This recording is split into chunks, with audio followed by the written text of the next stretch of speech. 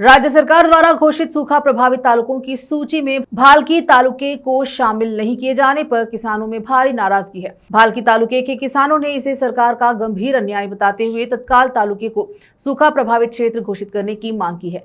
किसानों का कहना है कि इस वर्ष भालकी क्षेत्र में सामान्य से बेहद कम बारिश हुई है। समय पर बारिश नहीं होने के बावजूद किसानों ने कर्ज लेकर बुआई, बीज, खाद और फसल की निराई गुनाई पर भारी रकम खर्च करने के बाद बारिश के अभाव में फसलें बर्बाद हो गई हैं।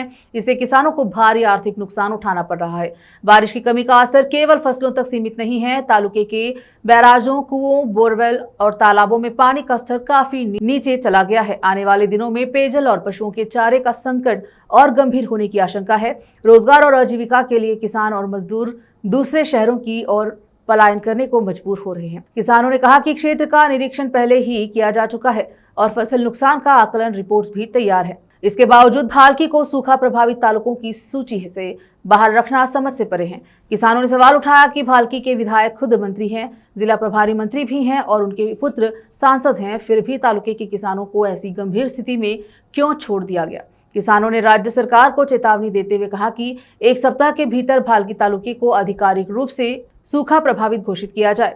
साथ ही प्रभावित किसानों को फसल मुआवजा, पेयजल की वैकल्पिक व्यवस्था और पशुओं के लिए गौशालाओं की व्यवस्था की जाए। उन्होंने चेतावनी दी है कि यदि एक सप्ताह के भीतर सरकार ने भालकी तालुके को सूखा प्रभावित घोषित नहीं किया तो किसानों के हित में उग्र आंदोलन शुरू किया जाएगा और इसकी पूरी जिम्मेदारी राज्य सरकार की होगी। विशेष संवाददाता की रिपोर्ट। केपी न्यूज़ 24/7 को लाइक, सब्सक्राइब जरूर करें। धन्यवाद।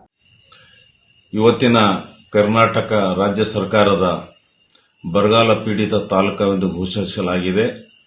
ಆ ಘೋಷಣೆ ಪಟ್ಟಿಯಲ್ಲಿ ಬೀದರ್ ಜಿಲ್ಲೆಯ ಭಾಲ್ಕಿ ತಾಲೂಕು ಬರಗಾಲ ಪೀಡಿತ ಎಂದು ಹೆಸರು ಬಂದಿಲ್ಲ।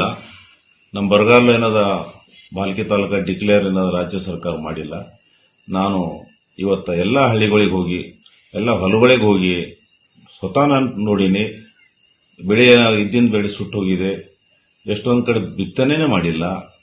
ಮಳೆ ಇರಲಾರ್ದ ಕಡೆಯಿಂದ ಬಿತ್ತಿಂದ ಬೀಜನೂ ಹೋಗ್ತು, ಗೊಬ್ಬರನೂ ಹೋಗ್ತು। ಜನ ಏನದ ಆಸೆ ಪಟ್ಟು ಏನದ ಸೋದಿ ಕಳೆದ್ರೂ ಆ ಸೋದಿದೇನದ ಉಪಯೋಗನೂ ಆಗಿಲ್ಲ। ಹಂಗಾಗಿ ಬಹಳಷ್ಟು ಖರ್ಚು ಆಗಿದೆ ರೈತರದು। ಇದು ನಮ್ಮ ಜಿಲ್ಲಾ ಉಸ್ತುವಾರಿ ಸಚಿವರು, ನಮ್ಮ ಶಾಸಕರಾದ ರಾಜ್ಯ ಪಂಚಾಯತ್ ಮಂತ್ರಿಗಳಾದ ಈಶ್ವರ್ ಖಂಡ್ರೆ ಅವರು ಇವತ್ತ ನಮ್ಮ ತಾಲೂಕಾ ಬರಗಾಲ ಪಟ್ಟಿಯಿಂದ ಬಿಟ್ಟಿಂದು ಅವರೇನದ ಪ್ರಯತ್ನ ವಿಫಲ ಆಗಿದೆಯಾ ಯಾ ಪ್ರಯತ್ನ ಮಾಡಿಲ್ಲ, ಇದು ನಮಗೆ ತಿಳಿತಾ ಇಲ್ಲ। ರೈತರೇನದ ಈ ತರ ಸಂಕಷ್ಟದಲ್ಲಿದ್ದಾಗ ತಮ್ಮದೇ ಕ್ಷೇತ್ರ ಭಾಲ್ಕಿ ಕ್ಷೇತ್ರಕ್ಕೆ ಅವ್ರು 4 ಸಲ ಶಾಸಕರಾಗಿ, 3 ಸಲ ಮಂತ್ರಿಯಾಗಿ, ಅವ್ರ ಮಗ MP ಅವರಾಗಿ ಇವತ್ತಿನ ಕೆಲಸ ಮಾಡ್ತಾ ಇದ್ದಾರೆ। ಆದರೆ ರೈತರೇನದ ಸಂಕಷ್ಟ ಇದ್ದಾಗ ಬರಗಾಲ ಪೀಡಿತ ಡಿಕ್ಲೇರ್ ಮಾಡಲಾರದೆ ಇವತ್ತ ನಮಗೆ ಬಹಳ ಒಂದು ರೈತರಿಗೆ ಒಂದು ಸಾವಿನ ದೌಡೆಯಲ್ಲಿ ನೂಕಿದ್ದಾರೆ ಅಂತ ಇವತ್ತು ಹೇಳಬೇಕಾಗಿದೆ। ನಾನು ವಿಶೇಷವಾಗಿ ರಾಜ್ಯ ಸರ್ಕಾರಕ್ಕೆ ಮತ್ತು ಉಸ್ತುವಾರಿ ಮಂತ್ರಿ ಈಶ್ವರ್ ಖಂಡ್ರೆ ಅವರಿಗೆ ನಾನು ಆಗ್ರಹ ಮಾಡ್ತೀನಿ, ನಮ್ಮ ತಾಲೂಕಿನಲ್ಲಿ ಎಲ್ಲ ಕೆರೆಗಳು ಬತ್ತಿ ಹೋಗಿದ್ದಾವೆ, ಕೆರೆಯಲ್ಲಿ ನೀರಿಲ್ಲ। ನಮ್ಮ ತಾಲೂಕಿನಲ್ಲಿ ಎಲ್ಲ ನದಿಗಳಿಗೆ ಏನದ ನೀರಿಲ್ಲ, ಬ್ಯಾರೇಜ್ಗಳಿಗೆ ನೀರಿಲ್ಲ, ಬಹಳಷ್ಟು ಬಾವಿಗೆ ಬೋರ್ವೆಲ್ಗಳಿಗೆ ನೀರು ಕಡಿಮೆ ಆಗ್ತಾ ಇದ್ದಾವೆ।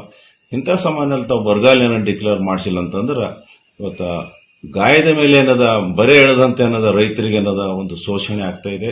ರೈತರಿಗೆ ಬಹಳಷ್ಟು ಸಂಕಷ್ಟನಲ್ಲಿ ಏನದ ಇವತ್ತ ಸಿಕ್ ಬಿದ್ದದಾರ। ಹಾಗಾಗಿ ತಾವು ಇವತ್ತ ಮುತುವರ್ಜಿ ವಹಿಸಿ ಈಶ್ವರ್ ಖಂಡ್ರೆ ಅವರೇ ತಾವೇನದ ಮುಖ್ಯಮಂತ್ರಿ ಏನದ ಕೂತಿ 8 ದಿವಸ ಒಳಗಾಗಿ ಭಾಲ್ಕಿ ತಾಲೂಕ ಬರಗಾಲ ಪೀಡಿತ ತಾಲೂಕಾ ಅಂತ ಡಿಕ್ಲೇರ್ ಮಾಡಿಸಬೇಕು। ಇಲ್ಲಿ ಹೋದ್ರೆ ನಾವೇನದ ಭಾಲ್ಕಿ ತಾಲೂಕ ಎಲ್ಲ ಜನರ ಜೊತೆ ಎಲ್ಲ ರೈತರ ಜೊತೆ ನಾವೇನದ ಮುಂದೆ ಹೋರಾಡಬೇಕಾಗ್ತದ। ಮತ್ತು ನೀವು ಬರಗಾಲ ಡಿಕ್ಲೇರ್ ಮಾಡಿಲ್ಲ ಅಂದ್ರೆ ನಾವು ತಹಸೀಲ್ ಆಫೀಸ್ನಲ್ಲಾಗಲಿ, ರಸ್ತಾ ರೋಕ್ ಆಗಲಿ ಈ ತರ ಹೋರಾಟ ನಾವು ಇಳಿಬೇಕಾಗ್ತದ। ಹಾಗಾಗಿ 8 ದಿವಸದಲ್ಲಿ ಬರಗಾಲ ಪೀಡಿತ ಭಾಲ್ಕಿ ತಾಲೂಕು ಅಂತ ಡಿಕ್ಲೇರ್ ಮಾಡಿಸ್ಬೇಕಂತ ನಾನು ನಿಮಗೆ ಆಗ್ರಹ ಮಾಡ್ತೇನೆ। ಇವತ್ತ ನೆರೆ ರಾಜ್ಯ ಮಹಾರಾಷ್ಟ್ರನಲ್ಲಿ ಎಲ್ಲ ರೈತರಿಗೆ 2 ಲಕ್ಷ ರೂಪಾಯಿ ಏನದ ಅವರು ಲೋನ್ ಮಾಫ್ ಮಾಡಿದ್ದಾರೆ ಮತ್ತು 50,000 ರೂಪಾಯಿ ಪ್ರತಿ ಹೆಕ್ಟರ್ಗೆ ಏನದ ಈ ಬೀಜ ಬಿತ್ತನೆ ಆಗಲಿ, ಗೊಬ್ಬರ ಆಗಲಿ, ಸೌದೆ ಆಗಲಿ ಅಂತ ಖರ್ಚು ಏನದ ಕೊಟ್ಟಿದ್ದಾರೆ। ನಾವು ಇವತ್ತು ನಿಮಗೆ ಮತ್ತು ಈಶ್ವರ್ ಖಂಡ್ರೆ ಅವರಿಗೆ ಮತ್ತು ಮುಖ್ಯಮಂತ್ರಿ ಅವರಿಗೆ ಆಗ್ರಹ ಮಾಡ್ತೀನಿ, ತಾವೇನದ ಪ್ರತಿ ರೈತರಿಗೆ ಏನದ ಹೆಕ್ಟರ್ಗೆ ಏನದ 50,000 ರೂಪಾಯಿ ಕೊಡಿಸಬೇಕು ಮತ್ತು 2 ಲಕ್ಷ ರೂಪಾಯಿ ಪ್ರತಿ ರೈತರ ಲೋನ್ ಮಾಫ್ ಮಾಡಬೇಕಂತ ನಾನು ನಿಮಗೆ ಆಗ್ರಹ ಮಾಡ್ತೇನೆ.